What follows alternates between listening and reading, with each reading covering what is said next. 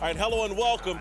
Jim Jackson is in for Colin Cowherd today, and we're joined by Fox NBA analyst Chris Broussard and the co-host of The Herd, Christine Leahy. Let's start with Lavar Ball, who's been no stranger to criticism since bursting onto the scene, and now is taking heat from Charles Barkley for his decision to pull his two younger sons out of school so they can play in Lithuania. As usual, Barkley doesn't pull any punches. He represents everything that's bad about sports. It's all about him. You know, I just feel bad for those kids because, you know, everybody talk about he might be a good father, this and that. No, he's not. He's just exploiting his kids. His kids, I love the kid playing for the Lakers. I don't know the other two kids. He's all about big baller brand. He has no foreseeable talent. He's trying to make money on his kids. And I just feel sadness for those kids because they're going to do whatever he tells them to do. And I just don't like the guy at all, plain and simple. Harsh words from a harsh man. Charles Barkley, a friend of all of ours. Listen, I think he's not over the top here. I don't think his criticism is unwarranted. I think it's harsh, but I think Lavar Ball is a harsh person who has decided to take on everyone. And if you're going to put that energy out into the air, you're going to get that energy back. And so Barkley's rebuke of Lavar Ball is just as strong as Lavar Ball's rebuke of everyone else and Lavar Ball's drawing attention to himself. So I really don't have a problem with the criticism. I don't think it's unfair, and I actually think it's accurate. I have a hard time telling another man what to do with their children. I just do. Because you don't know the conversations that go on within their social circle. Colonism is Steve Jobs with Apple.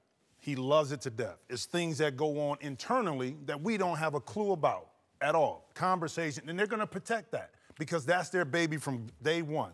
The same thing with Lavar Ball.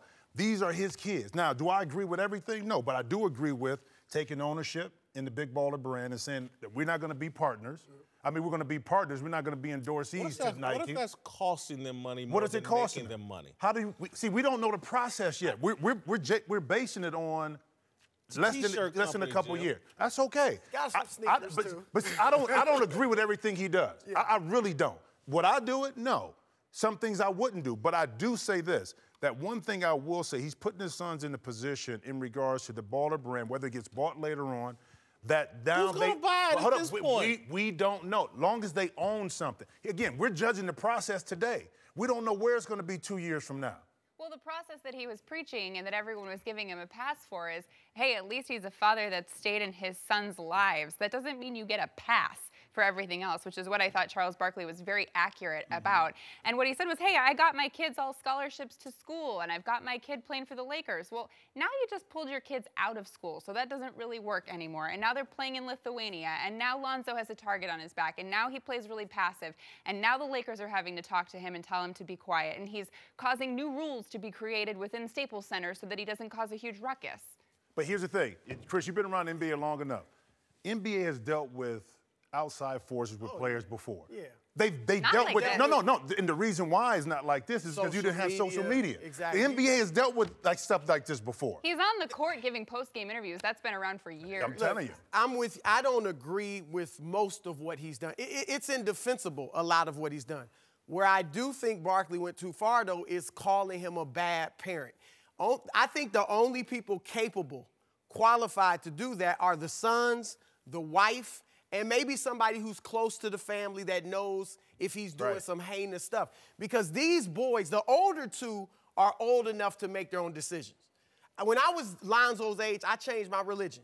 Ticked my father off. My brother did the same thing. Ticked my father off too. Caused a lot of family problems. Kobe Bryant left his parents, had problems with them. It still may be a bad relationship for all we know. If Lonzo and LaGello were really upset about this, Jello could say, I want to stay at UCLA. Lonzo could say, why can't he? He's an adult. Listen. That's all I'm saying is we can stop if criticizing they're upset, Lavar's parenting when Lavar stops criticizing everyone else's parenting. He opened himself I don't know up what to he that said about anybody's parenting. But look, like Jason said, he's put himself out there. I'm just saying, I'm with you. I don't feel, if the boys are smiling and traveling with him. Are they smiling? Yeah, they're smiling. I mean, they are. They seem hold fine. for 1 second, though. I think that what may be the outside face they're putting on things. The man that sat on TV and basically said his kids have never disagreed with him. And that they Not basically, he did say that they never disagreed with him. And again, clearly you disagreed with your father and y'all's relationship maintained and continued on. I don't want to live in a false world where, okay, unless we know every detail, we can't criticize Lavar. Here's what we know factually, and here's what I know my parents would. If I got busted stealing over in a foreign country and caused that kind of drama, and my father wouldn't have called, it was no big deal, it's blah, blah, blah, and just blow it all off, let his son go on TV and lie about what actually happened or prep his son to lie. Again, that's bad parenting. And again, him being all up in the videos, all of that. Again, you raise a kid to push him out of the nest. You want to see him stand on their own 2 feet and become a man or a woman or whatever. He's not allowing that. That is bad parenting. If Barkley wants to call him a bad, Barkley's a parent. He has a right to do that.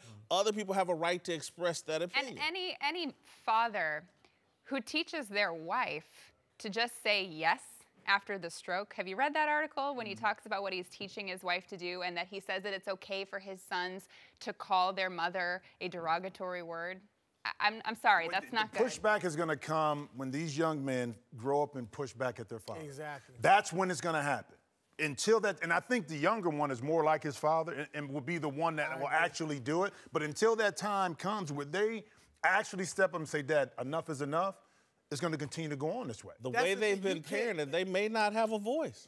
I think the younger one. You always have a voice. My father, now he wasn't like LeVar Ball, but he was very authoritative. I did not disagree with my dad growing up because it would get me whipped, period. But when I became a man and I went away to college, I made my own decisions. And Lonzo's making more money than his dad. If Lonzo wants to say, Dad, you need to step back, he can. We'll see. All right. And if they don't do it. To New York, where the Lakers lost to the Knicks in OT, but LeVar again made himself the center of attention, going wild courtside, talking trash, and even hugging it out with Spike Lee. All this despite a report that the Lakers met with LeVar and asked him to tone down his behavior, especially his criticism of Coach Luke Walton. Here's LeVar on the meeting. The thing is, we got to stay together as a team, and as communication line always got to be open, and we'll be fine, because they got to bust that up in order for us to not succeed. If they don't bust that up, y'all in trouble. Them Lakers is coming. All right, so I think they've made a mistake here calling him into the office and having a meeting. I think it elevates his importance, as again, he's talking as if he's on the Lakers. We've got to do this. So they've elevated his importance. And he has a proven track record. I don't think he can be reasoned with. I think the Lakers would have been better served by saying, you know what, LeVar, you're not loud enough. You're not doing enough. Do more. They would have had a better chance of him going the opposite direction, that way. So I think they've made a mistake. You don't negotiate with certain people. And I wouldn't be negotiating with LeVar Ball. I don't trust him. And I look at last night. Red shirt, sitting courtside, making sure everybody can see him. That's not toning it down. The issue with me is that internally they love Lonzo, internally, because he's dynamic. He's handled all the distractions very well. His teammates love playing for him. Shooting 32%. But that's okay, because here's the thing. They're looking at love playing with they love playing with him. That's the type of guy you don't like. But here's the thing. They're talking about how does he progress moving forward. Now, the thing with LeVar, you open up a door now where the communication for him, now he can just walk in and talk to you, okay? Whether you like it or not. Because one thing he didn't say, you didn't see in that interview, was that I'm going to say what I want to say and how I want to say it. Yep. They asked me to come to them before I do it. You can't have that. That part I just don't understand. In regards to Magic and Pelinka, I don't understand why you would open up that can of worms at this point. See, I agree with what both of you said, but I don't think they had a choice at this point. I think you had to say something once. And now you can say you did it over the summer, but now that he's on your team, you had to go to LeVar and say, look, you need to chill. Now, he's not listening, okay? From this point on, I think you're best off ignoring it and hoping it kind of goes away. But I think you had to address it once. And then from here, we'll see what happens. But where does it go? I agree. I actually He's not agree. going to listen. No, But Lavar is not going to listen to anyone telling him what to do, no matter, even if it was his son saying, hey, the team is asking me to tell you to tone it down, or hey, Dad, you're affecting me on the court. But I do think you're right. They needed to at least once address this. And they knew what they were getting into when they signed Lonzo. They knew that this was going to be an issue. They probably had this meeting in place. Can I say this, though? I think we don't really talk about this part of it, though. The organization had a lot to do with the pressure on Lonzo Ball, too. Remember, Magic came in and said, jersey hanging from the rafter, he'll be better. So we always talk about Lavar, but the pressure of being a Laker, one thing, but then Magic Johnson basically anointing you as the next best point guard in the history of the franchise also puts pressure on this young man. You hit it on the head, Jason. Lavar, whether they would have called him in for the meeting or not, he believes he's part of the Lakers' brain trust. We got to figure this out. We got to come together. That's how he was in high school. He wasn't the coach, but he was the coach, right? And so that's a problem they're going to have to deal with. So, again, this is where I go to where I'm like Barkley, I'm out on Lavar. Here's Magic Johnson trying to run this franchise, and Lavar wants to be all up in the mix. You had a young black man at Chino Hills running the basketball team that Lavar ran off, got him fired. You had two kids at UCLA that got in problems with LiAngelo over in China. They threw those two black kids under the bus. Who is Lavar helping other than Lavar? I don't get it. I don't get the affinity. I don't get why anybody has any real respect for the guy.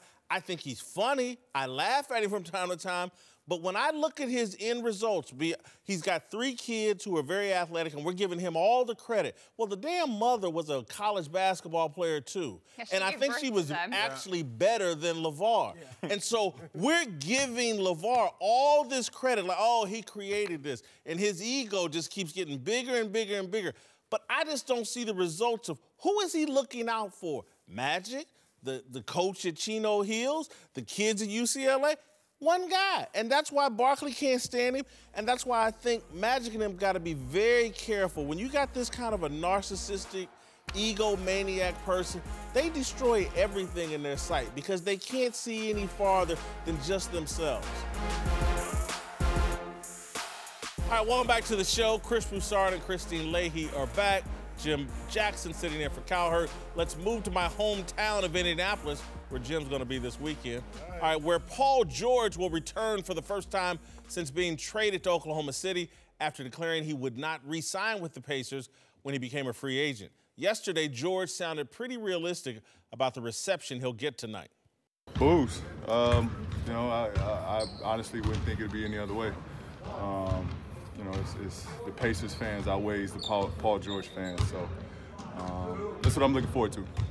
Actually, I think he's got it all wrong. Pacer fans might actually want to cheer since the guy George was traded for, Victor Oladipo, is actually outplaying him this year. I can't believe I'm saying this because when they got rid of Paul George, I was like, oh, my God, we got Victor Oladipo and blah, blah. I thought Kevin Pritchard had made a mistake and we had just traded him in a fire sale. The Pacers have won the trade. Victor Oladipo was the number 2 pick for a reason. Somebody thought he was really good. And maybe he just wasn't in the right scenario in Orlando and in OKC. I don't want to go too far. I don't want y'all to laugh at me. But I see, like, I don't want to go, I'll be going too far. A baby Dwayne Wade, a poor man's Dwayne Wade is what I'm looking at. And that's a hell of a get back for the Pacers for having to give up Paul George. Well, not a bad scenario. Think about this, though. He was better in Orlando than he was in OKC. Mm-hmm. And I thought he kind of got caught up into Westbrook's shadow in OKC. I thought that he would be a really good compliment coming in there, being able to beat you off the dribble to make plays. But when you play with Russell Westbrook, as Paul George is finding out right now, when you need the ball in your hand, it's not going to work. Oladipo right now, I had a chance to cover him since he was a freshman at Indiana, and I watched how hard he worked. I knew his game. And watching him perform right now for Indiana is just phenomenal. Now, Indiana, to this point, has won the trade. OKC can still salvage something, but by trying to figure out how to get some trade value. Paul George. Seriously, I mean, You're not going to get much value. But I know the closer you get to January and the trade deadline, They it should diminishes move. your return. But they should move him because they have to get something. I think he could end up in Cleveland because the only teams that are going to trade for him are maybe the Lakers or a team that feels they can win it right now. And that they can sign him. And that they can sign him. And Cleveland, I think, is the move. That'd be great for the league if he ends up there. But look, they've definitely won this trade. Oladipo is averaging more points, shooting better from the field and better from three than Paul George ever has in his best season. Like, he may be as good as Paul George. And don't forget, you got Sabonis, 12 points, 8.5 rebounds a game. And all of your main guys are the same age, roughly. So they can grow together versus having George, who wants to win now, and then these young kids who aren't ready yet. So great move. I agree with you. I killed Pritchard at the time. This was Paul George's decision, though, right? He knew that he was going to have to give up some points, give up some numbers to go play on a good team. So he thought he had that in Oklahoma City. And you can't blame it all on him. Isn't some of it Carmelo's fault? You don't think they should trade George, though? No, they probably should try to see what they should get. But I don't think we can say that Victor Oladipo is the winner, or that the Pacers are the winner. I think OKC and Sam Presti, they're smart, have to figure out who they want to be. You're not going to be Golden State. You're not going to be Houston. You're not going to be San Antonio. I think they need to shape their team like Philly did. With Allen Iverson. With Allen Iverson. Exactly. You go find complementary guys that don't need the ball, that can play defense, that can rebound. Because I thought the hardest transition was going to be Paul George because he was still younger, that he wanted to be a superstar. Have we ever considered that our narrative on Paul George is wrong? That I think he's a great complementary player. Is better than we thought, but maybe Paul George isn't as good as we thought. George is a star. He's not a superstar. Look at last year. When George was the man, they won 42 games. Right now, Oladipo is the man, and they're on pace to win 48. So that plays into what you just said. But what part of the blame here goes to Carmelo? We're not talking about him at all. What do you mean? They all get blamed. Billy Donovan, Carmelo. You got to blame Westbrook a little, but Paul George is just, this isn't what he wanted. If he goes to the Lakers and it works out there, then maybe one day he'll be able to say, I won the trade. Hold on, Christine, though. You don't think your opinion of Paul George hasn't been diminished just a little bit from what you thought he was? Mine has backed up. It has a bit, but I don't think we're really seeing who he is because this isn't the team we thought was going to happen with the three of them together. I genuinely believed that they would all be able to put their egos aside because they wanted to win and hadn't before and not always need to have the ball in their hands, but that's not the case. I don't think it's ego. Yeah, I just think it's system, and I think it's, to me, Carmelo at 15 years in the league can kind of play a little bit to the back. Paul George still has something to prove. But the offense is not conducive. Right. The way Russell Westbrook plays is not conducive to another guy with the ball. Let me ask the same question I asked Christine. No. Your opinion of Paul George? No. Not a little bit. Because the system is not conducive to how he plays. Look at Oladipo. My outlook on Oladipo didn't change when he was at OKC because I knew he was playing in the system. Oh, you knew he could be this. No, I knew he could play. He could be what he is. He's an all-star. I knew he could play. Did at you a high guys level. think Paul George was a superstar? No. You thought he was a star. I thought he was a star. I always thought he was a star. I think he's I thought he would be a key component. A superstar? Something in superstar between a star and a superstar. What's in between? What's in between? Somebody that shoots 45% at least. But you're right. It's the system and the mix. They're bad mix, the three players. It's Let's not ask just that question again this time next year when he's on a new team. Let's move to Kawhi Leonard, who took the court for the first time since getting hurt in last year's Western Conference Finals, putting up 13 points and 6 boards in just 16 minutes. With the Spurs at full strength and the Rockets looking scary good so far, the Warriors have their work cut out for them in the West. Who's a bigger threat, Jim? Rockets or the Spurs to Golden State? I love Kawhi. I love the Spurs, but it's the Rockets. I mean, totally different makeup. You're talking about Chris Paul. Better decision-making down the stretch of a game, also playing really good off the ball. Rockets are playing better defense, 6th in the league compared to 18th last year. And their complementary parts, to me, are long, athletic on the wing. You know who's coaching, right? Well, I know Mike D'Antoni. I said threat. I didn't say beat him. I played for Mike. No, I'm just saying we're comparing the Rockets to the Spurs. Okay. One team's coached by Popovich, one team's coached by threat. D'Antoni. I don't, and I played for Mike D'Antoni. Do I trust him long-term? No, but I think from a talent perspective, the Rockets have what it takes. Jim. What? Greg Popovich is watching the show Okay. right now. You're telling me you would rather have a Rockets team, D'Antoni coach team over Popovich with Kawhi? Play against Golden State, yes. Have you seen LaMarcus Aldridge this year? I've seen playing it. well. You asked me again. You asked me, right? Yeah, I did. Okay. I would rather see the Rockets play against Golden State than the Spurs. And Greg Popovich is going to coach Greg? Spurs. Okay. All right, welcome back. Jim Jackson is in for Colin Cowherd. We're joined now by Fox NFL analyst Mark Schlereth and longtime NFL coach Rob Ryan. Let's move to Green Bay, where Aaron Rodgers announced yesterday that he has been medically cleared to play after spending the last 8 weeks on injured reserve with a broken collarbone. Needless to say, the Packers will be glad to have Rodgers back Sunday against Carolina. They've gone 0-5 and been totally ineffective against teams with winning records since Rodgers went down in Week 6. Listen, I think some people like Jim think it's a mistake for Rodgers to be coming back. But if Aaron Rodgers wants to play, who's going to tell him no? And this is a Aaron Rodgers-driven decision. He's 32, 33, 34 years old, somewhere in his mid-30s. He only has so many opportunities. Aaron Rodgers believes he can beat the Panthers, he can beat the Vikings, he can beat the Lions. He thinks he can be in the playoffs. You just don't question Aaron Rodgers.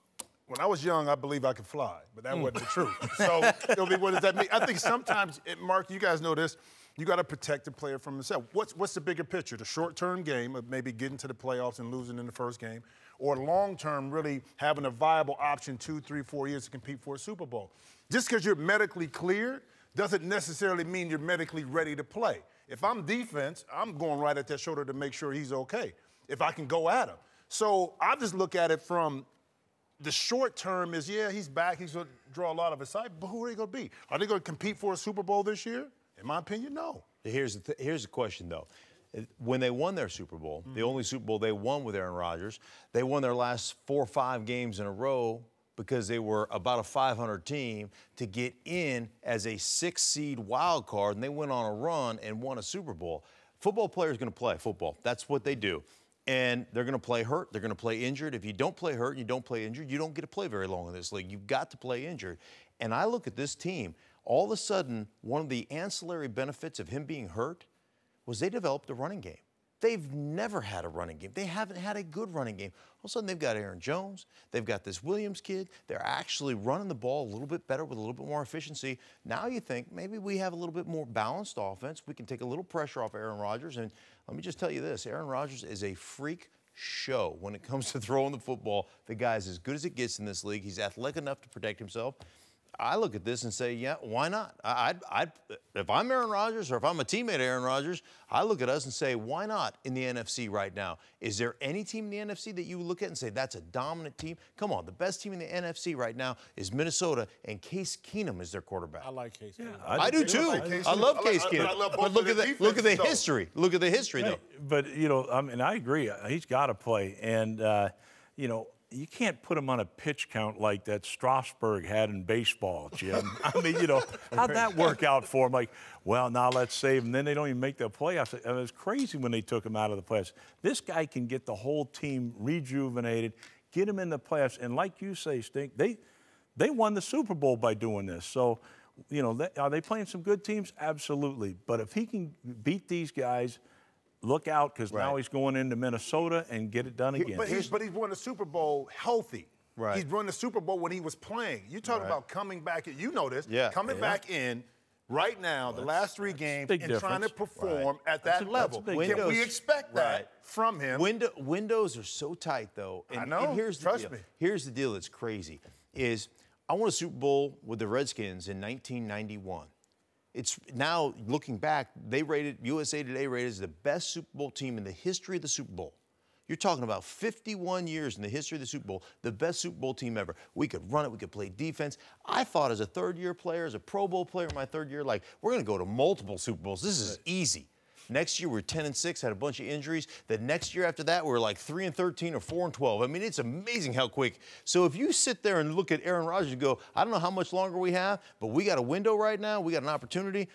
Shoot, I just know how the NFL works. They're playing him. Your greatest point to me was the development of the running game because, again, their defense still is no great shakes. But what I said yesterday is Aaron Rodgers is a guy that can change field position on one play. And field position is such a big part of playing defense. He will make their defense better just by being on the field and by making a couple of big plays that change field position. You punt them deep, and now your defense has a chance. And then you toss in the fact that now that they have a bit of a running game, you got to play Aaron Rodgers. All right, to the Patriots, who suffered an embarrassing loss at Miami Monday night when Tom Brady was unable to get anything going on offense. Now, in an effort to shore up their depleted receiving core, New England has signed Kenny Britt, who was bad enough this year to get cut by the Browns. Listen, I think if you watched that game Monday night and looked at the problems their receivers had, just getting off the line of scrimmage, let alone getting separation, they're now reduced to going and getting Cleveland Brown table scraps. This is a sign of desperation. This is a sign to me that Bill Belichick even knows, wow, there's a problem here that Gronk maybe can't fix because they played this week without Gronkowski. Their problems are much deeper. This receiving core, clearly, this deep in the season, still misses Julian Edelman. I think this is a panic move, not a panic move, but just a sign of desperation in New England. Now, when I was in New England, and if you look at Bill's track record, always late in the year, he makes some kind of transaction that shakes things up. They ran the linebacker out to Cleveland. You know, who's always going to be this. Jamie Collins. Yeah, Jamie Collins. He's disgruntled. They sent him out. They've done this before. What he's doing is making every receiver on that team work. They're going to work in practice. They're going to have to get off the press. And obviously, Jason, you brought it up. They couldn't get off a press. It was, how's he going to throw the ball when no one's open? They're going to work like crazy for this short week of preparation that they have. Everybody's under the gun. Everybody's under notice. So wherever they got Kenny Britt, and look, Cleveland doesn't make the greatest decisions. Let's put it this way. Maybe this kid was Godzilla and nobody knew it. Give him a chance with the right program, with the right coach, and who knows. Here's what I know about New England and just the way they operate. First off, they lose a game in Miami. That's a coaching clinic, right? You're going to come in there, you're going to put a low-light tape together, and you're going to coach everybody up, and you're going to coach them hard. Now, without Gronk running the seams, they have been so good at exploiting people on the outside to their running backs. Now, when you have Gronk in the middle, you're telling your linebacker, hey, before you get to the flat, what are you going to do? You're you got to chip him. You got to ride him a little bit before you get to the flat. They've been just destroying people. So Miami did a great job of getting their Kiko Lonzo out there, getting their flat defender out there, tackling those running backs and being done with it. Here's what I know, though, about the New England Patriots. They are the most specialized team in football. Meaning they will give you, or they will hire a guy, they say, we've got a weakness here, and they'll give you 6 plays. And if you can be productive in those 6 plays, you had it with Klecko, even Vrabel back in the day on the goal line, catching touchdown passes. They don't have a big kind of physical receiver on the outside. They don't have one guy other than Gronk that they can line up and throw a fade to. So if he's just a red zone guy that say, hey, we'll line you up wide, away from coverage, away from Gronk, and you're one-on-one with their weakest corner, and you're 6 foot, whatever he is, 6'5", and throw a fade to you, you can be a productive member in the red zone for us, and that's all we need you for. I don't like that because I'm a Steeler fan, and I like the average receiver still being there because we always have issues against, the New England Patriots. But how long has it been, do you think, that the coaching staff knew they had to address this issue? If it wasn't Kenny Britt, who would it be? Because you talked about it, Coach, about he always makes moves late in the season. It was going to be somebody. Sure. No question. To put in there, because they just don't make a decision just to make a decision. They knew they had a void they had to fill. Let me give you good news being a Pittsburgh fan. What? Kenny Britt couldn't catch a cold in Alaska butt naked. Have you seen our secondary? That's the problem. Have you seen our secondary? He can't catch. The LA Rams, again, I know the Cleveland, the guy can't catch. That's his problem. That's why he's out on the streets right now. First thing John Dorsey did when he got there, hey, get this dude out of here. Right, but here's the great thing for players. Once you get out of Cleveland, that's like being in purgatory, man. You're like, hallelujah, I'm out of Cleveland, right? Taking shots at Cleveland. Come on, I'm sorry, Cleveland. I apologize.